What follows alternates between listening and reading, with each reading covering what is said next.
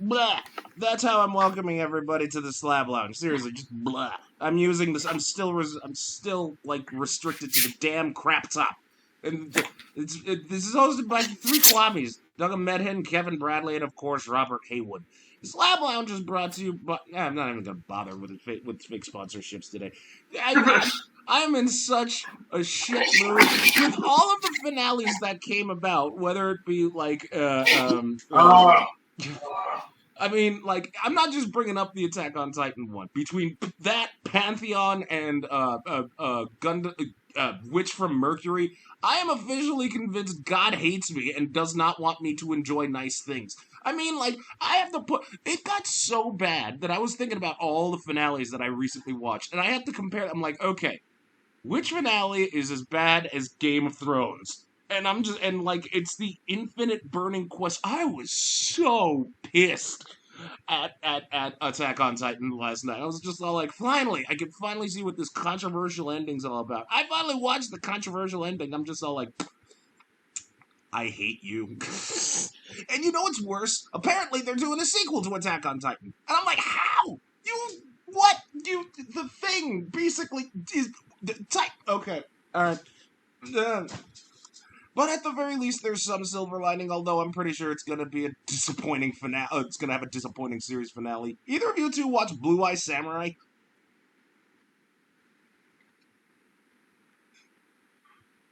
No. It's, a Netflix CG anime, where it's like this. It's literally about the samurai that's looking for revenge. Her mom got knocked up by a European colonist or whatever in Nihon, and But he left her. It seems like the exact same plot as Samurai Champloo. This is why I don't watch those Netflix crappy Netflix, Hulu, these streaming sites. No, don't put on your own fucking shit. Stop trying to take other people's shit. Like, you have so much of horrible shit already. Stop ruining anime. Shampoo ended pretty fucking disappointingly, though. I mean, Shampoo kind of fucking sucked. It did end up disappointing because the whole time when she first said, I'm looking for a summer filled with sunflowers, we all said, even the character said, are you looking for your father? She's like, no. And it turns out it was a father. That's the biggest FU ever. To everyone. Well, Mizu, the main character in Blue Eye Samurai, she's just looking for revenge. In fact, at the end, she leaves Japan to go for Europe. Or what? To set up a new sequel? It's just a bitch that goes across the 7 different continents for revenge? Oh, I hope it's What the? What was that? Captain, are you okay? What? What was that? That brief moment a second ago was my laptop sliding, but that's it. Oh, okay. Because it sounded like a sneeze with a tumble and an oof. Oh, no. Okay. No, I was standing up doing something and I sat back down, but when I did, my laptop slid, so I grabbed it and moved it back. That's what you heard.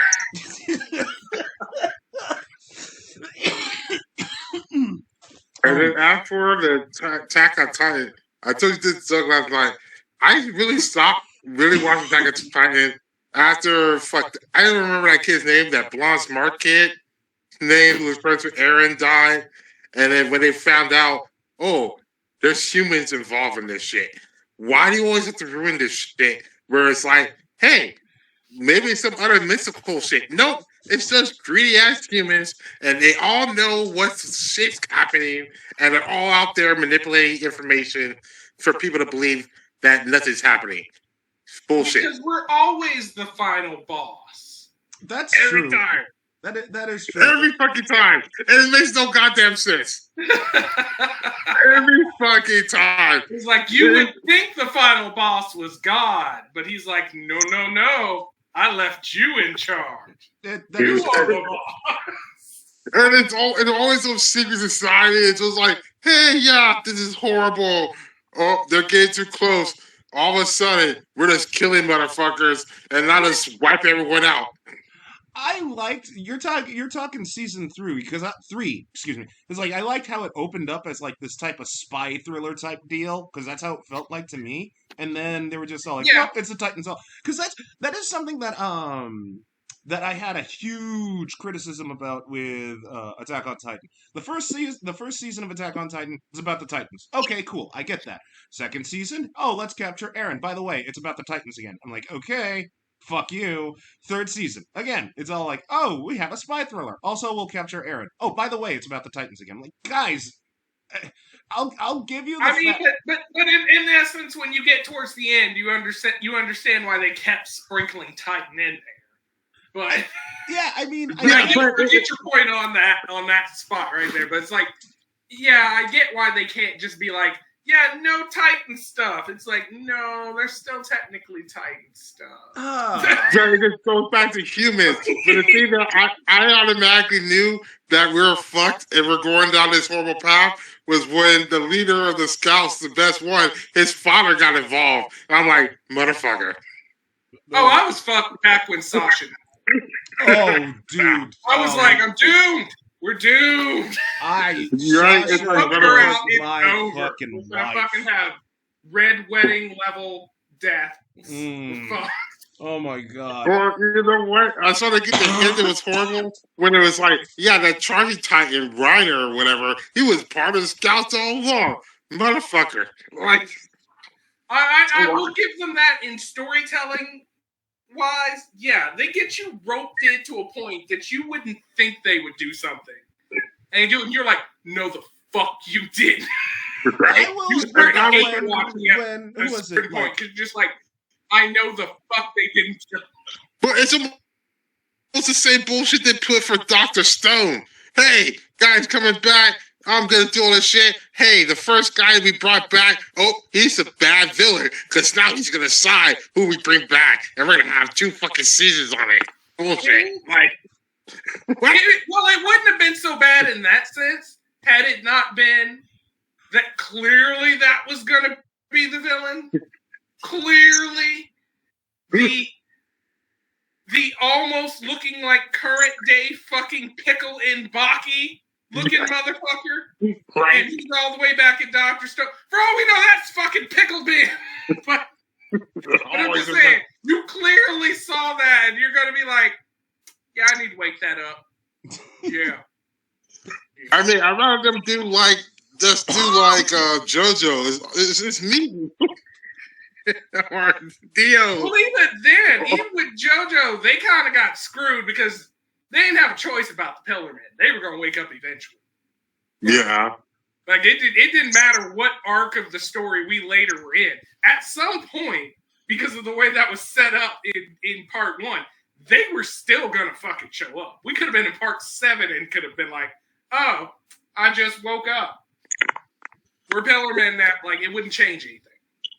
I mean, I like how they did it. Granted, there'd be more powerful stands. I don't see Cars doing much against the full evolution of the world, you know. But if they're gonna do villain plot like how they did with Blood Plus with Saya and Diva, that was pretty cool, you know. And Blue Gender wouldn't have been so bad if the main guy wasn't such a bitch all the time. Blue Gender. The sad thing is, I wanted to like Blue Gender so badly. Oh my god, Blue Gender. It was all in my space, and then when you get towards the ending part, you're just like, no, exactly. Those reveals for Blue Gender. For those who don't know, Blue Gender was essentially a cross between Starship Troopers, Mecha, and Futurama, because the dude who wakes up is literally in a cryo sleep. The first 5 minutes, dude, we're introduced to the dudes. We don't know what the fuck is going on. Then all of a sudden, he wakes up in his sleeper pod when he's not when apparently he wasn't supposed to. All of a sudden, like a giant insect comes in, fucks a lot of people up. He runs because, oh my god, Yuji was such a bitch in the first season. Anyway, to be fair though, he does more than Shinji. No. Yeah, it does more than Shinji because he doesn't have fodder issues. Robot if he had the robot. Yeah, no. Yeah, because he didn't have fodder issues. Shinji had so much fodder issues. It's like, yes, everything's getting destroyed, but my father's in charge, so fuck everyone. Yeah, I mean, yeah. Or how about that one dude that got like obsessed with that one sleeper who basically put out the entire mission in danger because he wanted to like essentially fuck her or some shit? Like near the end of the first season, remember that? That one dude who's just all like, "Oh, I'm this tech expert, and I really like this sleeper. She's so pretty. Oh, I really want to fuck her. Da da da da da. She's too beautiful for this world. I'm gonna take her and we'll just run off together." I'm just like, dude, fucking. When you wake her up, what do you expect? You want to just like fucking take her out for a dinner or some shit? What the fuck is wrong with you? Everybody always assumes the apocalypse is so romantic when everyone else is gone. Ugh. It's not. Right? Right. If they didn't like you before the fucking apocalypse, they're not going to like you after. But well, because they think That's this way. how that works. Well, they think it's like, oh, it's me. You're right. It's a hero syndrome. You have no one else to rely on. But then you think about it, it's like marriage times 1,000. Because this is all you have. You have no group or social people to be like. Their mental mind of how the apocalypse works is like the rapture has occurred. So all the other people that would be against you are gone. So you're just assuming like, oh, this person has nobody too. They're going to say, yeah. What if their husband's like around the fucking corner? Like, You know, Right? That is a third real. because you're in the apocalypse doesn't mean everybody's desperate at the time to be like, we got to fuck. Like, oh my god. I would be like, why would we want to fuck all the time? We're dirty. No one shows the showers. I can understand if you're out in the stream bathing and you see somebody else out in the stream bathing and you're like, okay, let's fuck because I know we're both clean. If I have been running around Mad Max style for the past 3 days hunting for gasoline supplies, the last thing I'm about to do is fuck. I want to go be in a bath by myself. Get the fuck out. It's like, yes, I want to go down. It's like all that dirty crust. My tongue with no water wants it. No, I don't need anything else to touch my skin but that water. Get the fuck out. I mean, especially if you're rationing water, it's like the worst thing we do is fuck, make ourselves sweatier, and dehydrate ourselves. Like, what are we doing here? That is how you get gonorrhea. You are not clean. That is how you become gonorrhea. You're gonna be gone. But That's how you get infection. To piggyback on that married comment Robert made a bit ago, like this is one of the reasons why I advocate that you guys watch Weekend Update with Michael Che and Colin Jost. Michael Che literally he gave us this joke. He's like, studies show that married men who will have live longer and have a better quality of life. Yeah, but for what?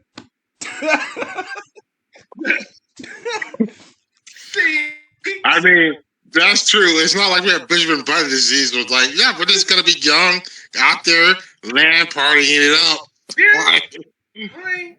Oh, so we can sit on some barge somewhere fishing. Oh, I thought we were gonna do well. We could do the reverse mortgage thing with Tom Selleck and then get hookers. I don't know if I want that much mustache. Yeah, exactly. That's a lot of mustache to have to earn for those sales. It's so much mustache. I'd rather be over there with Samuel doing Capital One. I'll be cool. Yes. And then, get eaten by a shark. Still? Or be with Jeff Goldblum inside of apartments. Jeff Goldblum. I might just watch Deep Blue Sea again because I haven't watched that movie since it came out like way back when. Oh my god! I know that means I have to put up with it.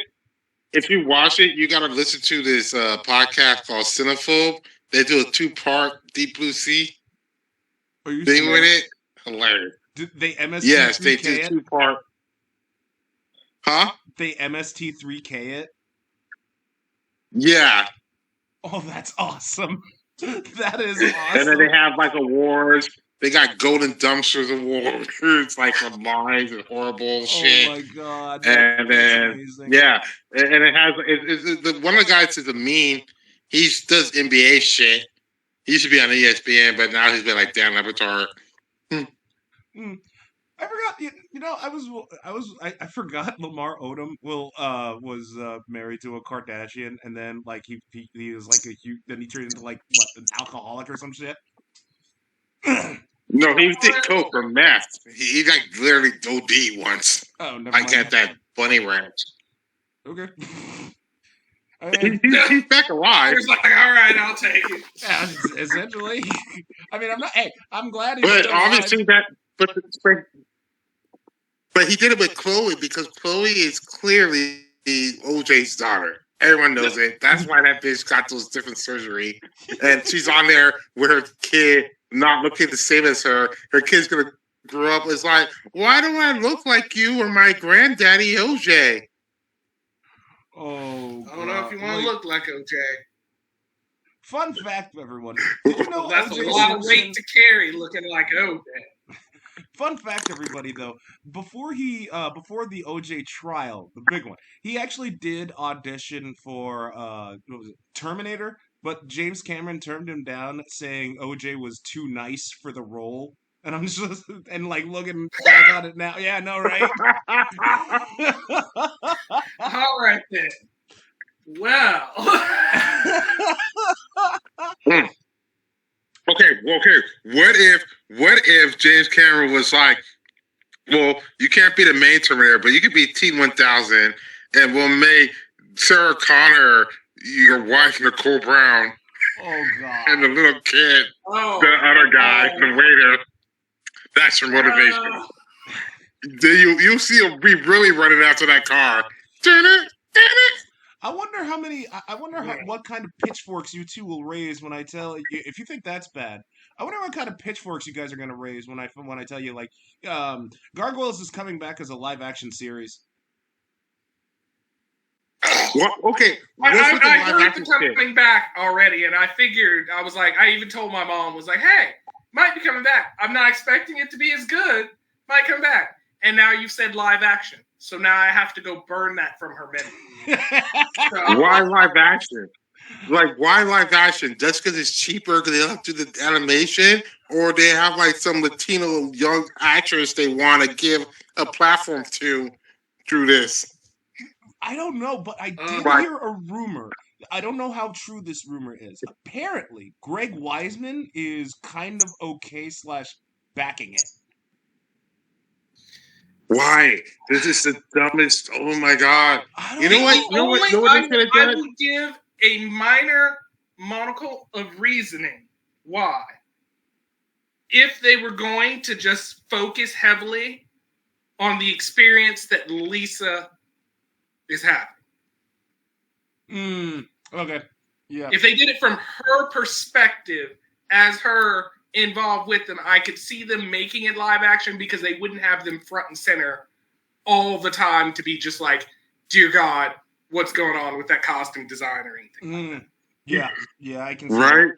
Or I feel like they could get a dry run and they do a Quasimodo live run and see how they do with those three gargoyles, how much they fuck it up.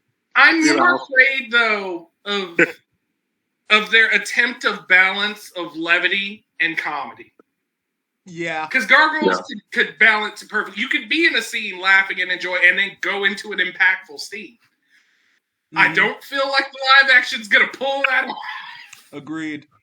I don't even know, like... If they do bad enough, couldn't they just do a crossover with Death Clock? I mean, not Murderface, but Nate Explosion and Goliath, kind of similar bull structure. I don't know, man. I'm just hoping. If they get Keith David to reprise his role, though, I'm wondering how that's gonna. For those who don't know, Keith David played Goliath among other things, but like, well, I know he's half of your childhood that you didn't know about yet. They might just get Kevin Sorbo in there. He's not doing shit. No. His stocks have fallen. No one wants it. That's why they can get him for cheap. Oh my God! Like one thing, he isn't even allowed to do Christian Mingle commercials. No. Agreed. I don't want. Oh, they still have Christian Mingle still up there. Is Jaden still up there? That one cougar, like Duder site. Wow. Okay. Cougar dating site's still active. Like I forget what it's actually called, but yeah, it's still around. Nah, if you just go on those cougar ships, easier. Better yet, if you want to go easy route, just go to a retirement home in the daytime. Oh, I actually went to a retirement home. My God, is it one of the saddest things I've ever fucking seen? There's like I'm not gonna say what the context is, but me, my mom, my sis, we had to go there, and we were chatting it up with some people. But my God, you could just feel it in the air. Everyone's just like sad, and and I could not hold it in. I was signaling my mom that I wanted to get the fuck out of there as soon as I could, cause like, oof, especially during supper time when everyone was around and shit like that, and I just heard all that, and I'm like, oh God, if I'm ever if I ever find if anyone puts me in a retirement home, I'm gonna do my best to kill myself. I do not want to be in a retirement home. Fuck that noise. I don't know. Silver linings my is. life is to have enough money to just buy my own place and just sit in it to die. Yeah, exactly. I thought the silver lining is you just watch anime. Just sit there and watch anime and wait for pudding. But I mean, like, yeah, I don't want to be somewhere where I'm, one, being a burden, and two, someone has to take care of me. Mm-mm. Okay, what if you could do that, but you're senile, so you don't understand what's going on? Dude, if I'm senile, even then, I'm not going to be senile and excited that I'm getting angry looks about something I don't remember. Exactly, man. Fuck that noise. But like, because unfortunately that's how that works when someone's senile. You're mad, but you can't express that you're mad, but you're still mad about what's happening. I'm gonna switch up the topic right now because like I really wanted to bring up Keith David again because like I was gonna say he has his hands full with Crapopolis, and I gotta admit when I watched the first episode of Crapopolis I was like, oh God, it's fantasy. Well, I mean it's ancient Greek, but whatever, it's still fantasy. I gotta admit though, man, that show hooked me. Dan Harmon knows his stuff, man. That show is fucking hilarious, and the talent they have behind it is fucking insane. I was like, wait a minute. Like, because the main character is voiced by Richard Ayoade. I think that's how you pronounce his name. He played Moss on IT Crowd. Same goes with the father character. Oh, him. Now I remember the name. Okay. Yeah, and they have Matt Berry in it, who played Douglas Renham in IT Crowd, and like those two really know how to work off of each other. They bring their IT Crowd game back in the mix, and the show is fucking hilarious. It's 6 episodes in. I heavily suggest you guys watch it. And Keith David being a fucking cannibal, and he's like his name is what was it, like Goth or Tong Slayer of Ass. That's literally his name.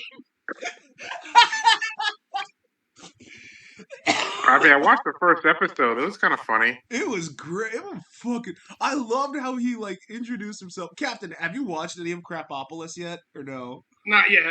Let me put it to you this way. Okay, so in the first episode, right, main character's sister's all like, "Yeah, we're the cannibals are next door." So they open the door, right? They see a flaming head on a spike.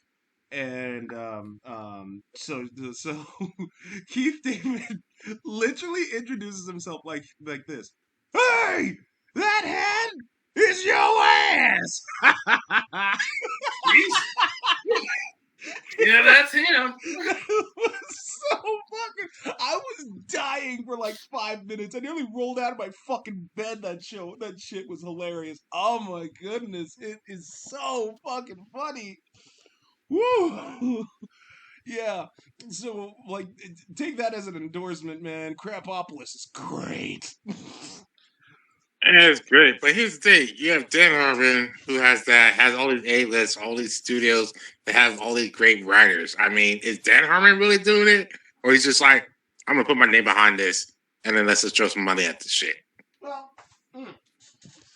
well, some of the episodes were written by Harmon himself. Pilot being one of them as well. So take from that what you will. Yeah, you gotta write the pilot to get the things on there, but then once you get the rest of the people, the great writers, no direction, they're going and the multitude of like test screenings comes easy once you know what you're writing for. Well, yeah, but like honestly, like you're still gonna be writing a ton of the episodes because it's still your project. Do you really want to just say, okay, I'll just attach my name to this and get the money? I mean, like there are some people that are like that, but like if you're like that, if you're that like that's my project. I want to make sure it goes in this direction, and I'll write a ton of the episodes. Why? I mean, why not? The fucking, because like fucking Graining was still before he left to do Disenchantment, he was still kind of sort of invested in The Simpsons, but by that point, Simpsons was already like season what 20 or something like that, and then yeah, with Yeah, so how Disenchantment, much of he's actually writing? yeah, with Is it writing Disenchantment, that no, he's with actually writing? Disenchantment, he basically did that entire series. Like, I mean, Oh, granted, you watched them? I tried. I watched like the first 6 episodes, but I IMDb'd it every now and again to see how many episodes he wrote, and he wrote a lot of them. He basically did that entire series, dude. I mean, like I said, I wasn't a fan of Disenchantment because I tried. I really did try to get into it, but it was not funny for me. But it had a fan base for its entire run. I mean, Joe DiMaggio was still in it, and he was still like really hardcoring it up as like I think he was the king in that series. And so take from that, I know Matt Berry was in it as well, and he brought his A game too. But like again, it just didn't resonate with me because I had to compare it with Futurama, and Futurama was a lot funnier. Sorry, I mean that's just how that's my 2 cents on that particular matter. But yes, at the end of the day, fucking Groening basically wrote. He did that entire series. Mm. As far as the Futurama revival was concerned, all he was is just a producer. That means he was hyping up the product. And even then, by that time, he was still like Disenchantment was in its last season, so he had to make sure that was done.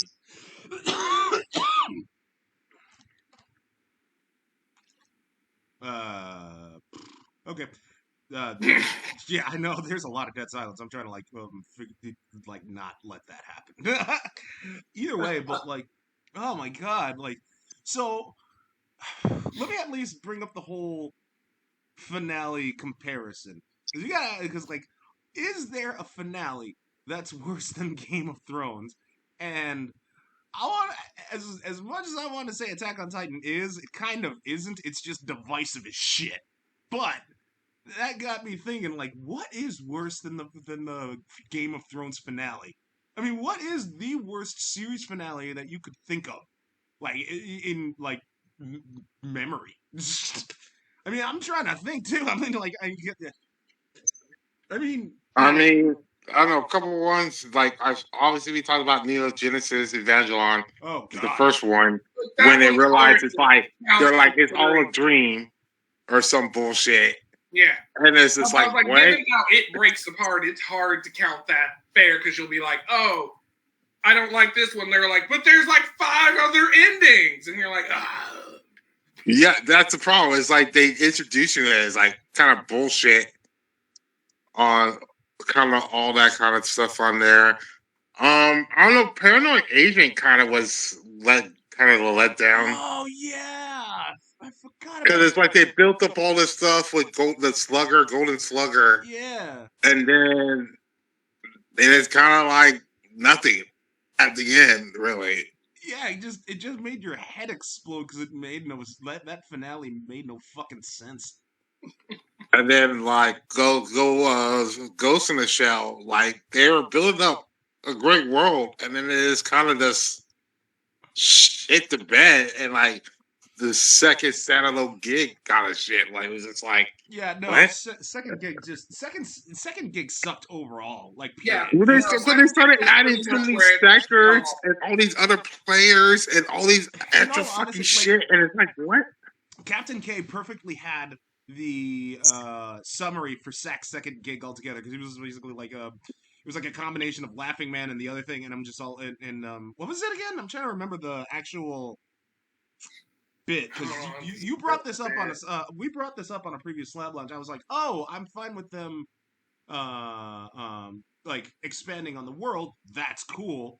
But but I will say this much: instead, because Captain K hit it spot on. It shouldn't have been about the Major in Second Gig. It should have been about Togusa. Yeah, that's what it was. That most of that was about was because they kept following Makoto. Makoto. I can't talk. Makoto. They kept following her to everything, and it's like it makes more sense to follow everybody else. There's no reason to be following her because we know the Major. We know what goes on with the Major. Like the person we should be spending the most time with is Togusa. Mm-hmm. Because he's the most human. So we should be seeing most things as Togusa sees. Yeah. Yes. Absolutely. And if they actually followed that, I'm pretty sure Second Gig would have evolved into something than what that whole thing turned into. Yeah, because officially, if they had done it that way and used it in that form, it would have been more like an actual detective case in itself because you'd be following Togusa as he's following to figure out what the fuck the Major's doing. Mm-hmm. So it wouldn't just be so evident as, I just saw the Major hack a second cyber body 2 seconds ago. I wonder what she's doing. Like, and then, go ahead. No, I was just definitely better. It's just it was weird because they were building up focus on the idea between implants and what makes a human, and there's this like, you know what, we're gonna shut this shit down. We're just gonna show Mokoto with her girls at night talking to the sheep. Like what? Okay.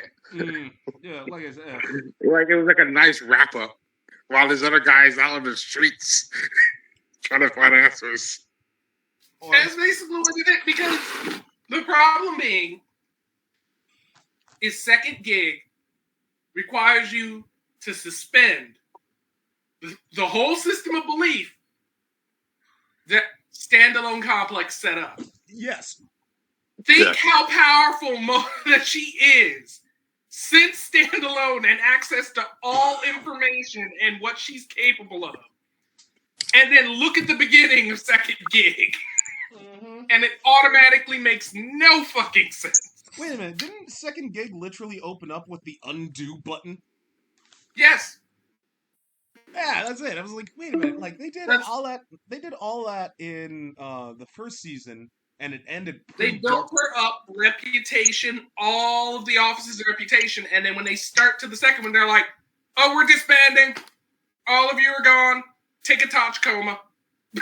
Like, and you're like, the fuck did I just watch the whole first season for? Yeah. Like, oh my goodness, I fucking hate when they use the universal undo button. I'll only give Super a slide because, in all honesty, technically it wasn't in that particular universe. It was in Adult Trunks's, and then on top of that, you got to add on, like, I am biased. I grew up with Dragon Ball, so it occupies that special place in my heart. On that note, well, and plus Dragon Ball has a habit of movie canon sitting in a weird spot, so it's not like there weren't timelines that weren't awkwardly floating around anyway. Yeah, but like versus like this, where there is no alternate version you're aware of that should be occurring. Yeah, that's something I wanted to bring up as well. Like the Daima, that Dragon Ball Daima thing. Is that gonna be? That can't be canon. That cannot be. It's supposedly he's somewhat involved. They still haven't been 100% about like the extent. It can't be canon because the man wants it to be involved in canon, but things are still not denoted very much. Like even with the little leaks I've seen, they have very strong opinions of what they're actually trying to do at the moment. It can't be canon because they already have the manga of a canon where they have Granola, they have Gas, they have Black Frieza, they have all this other shit already canon. Yeah, once again, like they're gonna be like fuck everything. Cooler was never canon. Cooler was never canon. But Cooler was never canon. But he is in the manga. No, even in his movies, he was never canon. Even the manga, the only one you could say was canon was King Cold, and he got wiped out like a bitch. Yeah, but the thing is, Cooler was never in any of the He canon. he isn't as strong as Frieza because like Frieza got him addicted onto this drug or something like that. But like he can go Cooler can essentially go Sage mode, I think. I'm trying to remember the story or the story summary. Okay, if Cooler said, where has he been in any of the new mangas? With Black Frieza out here selling gas and Granola, where's Cooler? That's what I'm saying. Like, Ship high. You just said he had him fucked up on a drug. Again, well, that's true, but like that part's true. That part I can attest is true because I saw that. Because at that point Frieza was like heavy obsessed with wanting to be the Destroyer God and rips off what's his face's Beerus's arm, and Beerus was told he can't regenerate it because of his hubris. But like, I don't know where Cooler comes back in the. I don't know where or when Cooler got okayed as canon in the manga. I honestly don't know where or when, but he was there. He was like right there and went full on like Sage mode thing, and I was like, what? How? I mean, but with manga wise, are you sure that manga wise, are you sure that's Cooler? Or are you sure? Or are you not sure that it's I got the DNA of my brother that I didn't show you off screen and created a clone of him?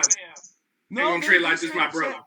No, they straight up name drop him as Cooler. I'm just like, when did he come into the mix? Because I know it takes. I don't know. This particular arc takes place. What was it? The assassin that wishes to become the strongest being in the universe shows up and essentially kind of fucks up Goku and Vegeta. Huh? No, not Hit. It's this other dude. It's Universe 7. No, it's not Hit. Another assassin. But yeah, this one is specifically in Universe 7. He actually has a grudge against the Saiyans, and because his world was destroyed by the Saiyans, and he's the last living whatever. And a Namekian kind of sort of saved him. So right now, what you're already saying does not really sound canon, man. This already sounds like a side story already.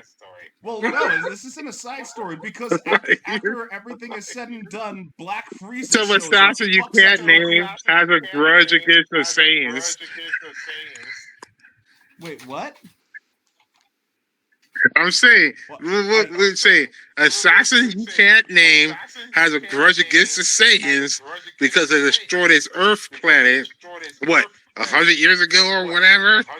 Side story, man. No, Bardock, no, because Bardock was involved in that too. Like I said, directly after those events, Frieza shows up, beats up Goku and Vegeta because he shows off his Black Frieza form, then tries to steal Beerus's power, gets fucked up, goes to this one spot where Cooler's at, and like I said, I'll give you the link for the fucking story summary because that takes place after the events of Granola and all that nonsense. So take from that what you will.